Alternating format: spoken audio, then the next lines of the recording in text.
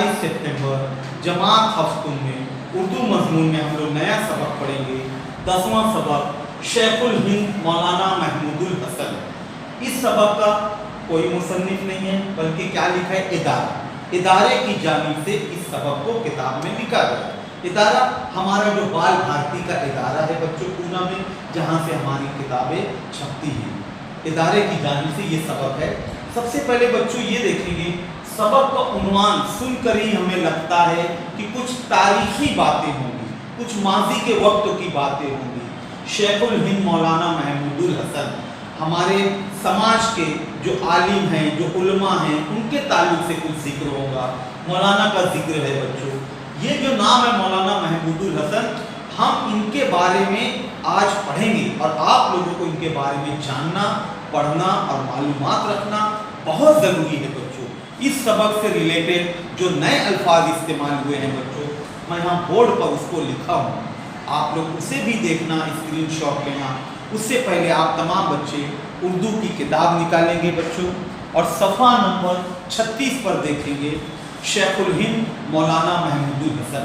ये सबक की शुरुआत से पहले हम देखेंगे, पहली बात देखेंगे बच्चों, किताब में मैं पढ़ता हूँ, माजी में यानी गुजरे हुए वक्त में, पहले माजी में हमारे मुल्क पर अंग्रेज़ों की हुकूमत रही है, लेकिन अंग्रेज़ों की गुलामी के खिलाफ इब्तिदा ही से जंगें लड़ी गई, इब्तिदा से ही यानी कि शुरू से ही। सन 1757 में सिराजुद्दौला ने और 1799 में टीपू सुल्तान ने अंग्रेज़ों से डट कर मुकाबला किया। इनके बाद भी मुख्तलिफ आज़ादी पसंद अफराद और ग्रोह अपने तौर पर कोशिशें करते थे। सन 1857 में अंग्रेज़ों की गुलामी से आज़ादी के लिए हिंदुस्तानियों ने हथियार उठा लिए, यानी कि इरादा कर लिया, कमर कस लिए कि अब अंग्रेज़ों के खिलाफ लड़ना है। फिर ये सिलसिला चलता रहा, मतलब अंग्रेज़ों से लड़ना, उनसे आज़ादी हासिल करने के लिए लोग कोशिशें करते रहे। इसी तरह कई तहरीकें मुल्क की आज़ादी के लिए कोशा रहना यानी कि कोशिश में लगे रहना, कोशिश करते रहना। इनमें मुजाहिदे आज़ादी यानी आज़ादी की तड़प रखने वाले, आज़ादी चाहने वाले, इनमें मुजाहिदे आज़ादी मौलाना महमूदुल हसन की रेशमी रुमाल तहरीक भी काबिल ज़िक्र है। इसी तहरीक के 100 साला जश्न, 100 साला यानी कि 100 साल के जश्न के मौके पर दारुल उलूम देवबंद के एक दरवाजे को मौलाना की यादगार के तौर पर उर्दू दरवाज़ा का नाम दिया गया। ज़ैल के मजमून में यानी कि जो आज हम सबक पढ़ेंगे, इसमें मौलाना की ज़िंदगी और इनके कारनामों का तज़किरा मौजूद है। जिक्र ये लफ्ज़ से बना है, तज़किरा। बच्चों देखेंगे अब हम लोग यहाँ पर सबक, जंग आज़ादी हमारे मुल्क की तारीख का एक अहम मोड़ है यानी कि एक हिस्सा है। इस कद्र वसी इलाके में फैले हुए कुदरती दौलत से माला माल और मरदूम खैज मुल्क को अंग्रेज हरगिज छोड़ना नहीं चाहते थे। मरदूम खैज यानी वो जगह जहाँ पर काबिल और हुनरमंद लोग ज़्यादा हों, तो अंग्रेज मुल्क हिंदुस्तान नहीं छोड़ना चाहते थे। आज़ादी के मतवाले यानी आज़ादी की तड़प रखने वाले, आज़ादी की चाहत रखने वाले, आज़ादी के मतवाले जब मुल्क को गुलामी से निजात दिलाने के लिए अंग्रेज़ों से बरसरे पेकार हुए, बरसरे पेकार होना, आमना सामना करना, लड़ना, तो इन्हें तरह तरह से सताया गया, इनके घर बार लूट लिए गए, इन्हें जेलों में ठोंस दिया गया यानी जेलों में कैद कर दिया गया और हजारों लोग फांसी पर चढ़ा दिए गए।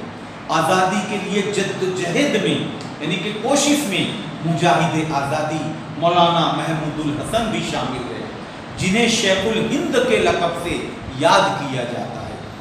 शेखुल हिंद यानी हिंदुस्तान के सरदार मौलाना महमूदुल हसन 1851 में बरेली में पैदा हुए और इनके वालिद जुल्फ़िकार अली बरेली ही में मुलाजमत के सिलसिले में मुकीम थे, मुकीम यानी रहना, क़याम करना, बरेली में ही रहते थे। मौलाना महमूदुल हसन ने مشہور مدرسہ دارالعلوم دیوبند میں تعلیم حاصل کی۔ انہیں یعنی مولانا کو اس مدرسے کے اولین طالب علم ہونے کا شرف بھی حاصل تھا۔ اولین یعنی سب سے اول، سب سے پہلے۔ اسی مدرسے سے 1875 میں انہوں نے 25 روپے ماہوار تنخواہ یعنی مہینے کی پگار 25 روپیہ پر تدریس کا آغاز کیا، یعنی معلم بنے، ٹیچر بنے 25 روپے پیمنٹ پر، اور بہت جلد صدر مدرس یعنی کہ ہیڈ ماسٹر اور شیخ الحدیث کے عہدے پر فائز ہوئے۔ شیخ الحدیث یعنی حدیث پڑھانے والے اساتذہ جو ہیں ان کے بھی صدر، ان کے بڑے۔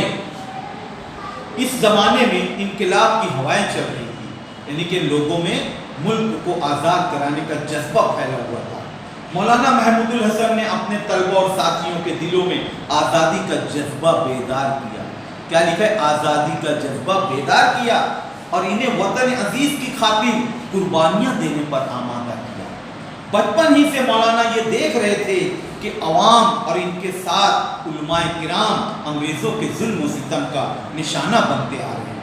مولانا اپنی بچپن سے، یعنی جب چھوٹے تھے، جب ان کو سمجھنے لگا تھا، وہ یہ دیکھتے تھے، سنتے تھے کہ انگریز ہمارے ملک پر کتنے ظلم و ستم ڈھا رہے ہیں، اور ہمارے جو علماء ہیں، جو مولانا ہیں، وہ لوگ اس کے خلاف لڑ رہے ہیں اور ان کو کتنا نقصان ہو رہا ہے۔ وہ یہ سب بچپن سے ہی دیکھ رہے تھے۔ آغاز ہی سے مولانا محمود الحسن نے اپنی عملی زندگی کے آغاز ہی سے یعنی شروعات سے ہی طے کر لیا تھا کہ ہم انگریزوں کو اپنے ملک سے نکال کر رہیں گے۔ اسی مقصد کے تحت وہ آخر دم تک جد و جہد کرتے رہے۔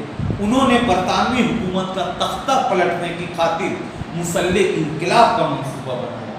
مسلح انقلاب یعنی کہ ساتھیوں کے پاس ہتھیاروں سے لیس رہتے ہیں۔ اس مہم میں ان کا ساتھ دینے کے لیے مولانا عبید اللہ سندھی اور مولانا محمد میاں نے اپنی زندگیاں وقف کر دی۔ پہلی جنگ عظیم کے دوران برطانیہ جب 1915 میں جرمنی اور ترکی کے ساتھ الجھا ہوا تھا اور ہندوستان میں بھی انگریزوں کی حکومت خطرے میں تھی، مولانا نے اس کا فائدہ اٹھا کر اپنی کوششیں تیز کر دی۔ انہوں نے اپنے شاگرد مولانا عبید اللہ سندھی کو کابل بھیجا تاکہ وہ افغانستان اور آزاد قبائل، قبیلے کی جمع قبائل، آزاد قبائل سے ترکوں کے لیے حمایت حاصل کرنے کی کوشش کریں، اور وہ خود مولانا حجاز روانہ ہوتے۔ حجاز وہ علاقہ جس میں مکہ، مدینہ اور طائف تمام علاقے آتے ہیں، اسے حجاز کہا جاتا ہے۔ اس وقت ترکوں کی طرف سے غالب پاشا حجاز کے گورنر تھے، حجاز کے گورنر۔ مولانا نے ان سے جو تحریریں حاصل کی، ان میں ہندوستان کو آزاد کروانے کے منصوبوں اور فوجی کارروائیوں کا ذکر تھا۔ غالب پاشا کی پہلی تحریر میں ہندوستان کے مسلمانوں کی طرف سے برطانیہ کے خلاف جہاد کا اعلان تھا، جس میں ترکی نے شرکت کا یقین دلایا تھا۔ مولانا نے ریشمی کپڑے پر اس پیغام کو نقل کیا، یعنی اسے لکھا اور ایک صندوق میں رکھ کر ہندوستان بھیجا۔ اس تحریک کے پیغامات یعنی اس لڑائی کے پیغامات بھجوانے کے لیے ریشمی کپڑے کے ٹکڑے استعمال کیے گئے تھے، اسی لیے یہ ریشمی رومال تحریک کہلائی۔ اب وہ زمانے میں تو واٹس ایپ اور موبائل تھا نہیں کہ اس سے میسج کیا کرتے تھے۔ اس کا مقصد آزادی کے لیے کی جانے والی جد و جہد کو، کوشش کو انگریزوں سے چھپائے رکھنا، اسی کے ساتھ انگریزوں کے خلاف مدد حاصل کرنا بھی تھا۔ بچوں ابھی تک ہم لوگ یہاں جو پڑھے ہیں اس میں بہت سارے نئے الفاظ استعمال ہوئے ہیں جسے میں بورڈ پر لکھا ہوں، آپ لوگ اس کا اسکرین شاٹ لینا۔ آگے کا حصہ جو ہے بچوں ہم لوگ اس کو کل دیکھیں گے اور مشقی سرگرمیاں بھی کل دیکھیں گے۔ اس سے پہلے میں یہ نئے الفاظ بورڈ کے پڑھتا ہوں، بہت غور سے سننا، آپ لوگ کو بھی اسی طرح الفاظ پڑھنا ہے، اس کی ادائیگی صحیح کرنا ہے۔ سراج الدولہ، ٹیپو سلطان، ہتھیار، تحریکیں، پوشاں، ریشمی رومال، برسر پیکار، لقب، بریلی، دارالعلوم دیوبند، 100 سالہ جشن، اردو دروازہ، تذکرہ، مردم خیز، آزادی کے متوالے، شیخ الہند، ذوالفقار علی، अव्वलीन, तनख्वाह, सदर मुदर्रिस, वसी, मुलाजमत, मुकीम, वतन अजीज, जिहाद का ऐलान, तराबलस, पलकान, ये भी आगे के हिस्से में ये सब अल्फाज इस्तेमाल होंगे, बरतानवी, मुसल्लिक इनकलाब, मौलाना उबैदुल्ला सिंधी, मौलाना मोहम्मद मियाँ, हिजाज, गवर्नर, गालिब पाशा, तहरीक, जद्दोजहद, असलहा, असीर माल्टा, अफगानिस्तान, जामिया मिलिया इस्लामिया, एतराफ़, जहान फ़ानी, कूच, रूह रवां, ये सब जो और नए अल्फाज इधर लिखे हैं बच्चों, सबक में आगे इस्तेमाल हुए हैं, हम लोग कल से पढ़ेंगे और समझेंगे। आप लोग इसका स्क्रीनशॉट ले लो और इसे अपनी कॉपी में अच्छी राइटिंग में लिखो और एक मरतबा इस सबक को घर पर और पढ़ो बच्चों। ठीक है बच्चों, जज़ाकल्लाह, अस्सलाम वालेकुम।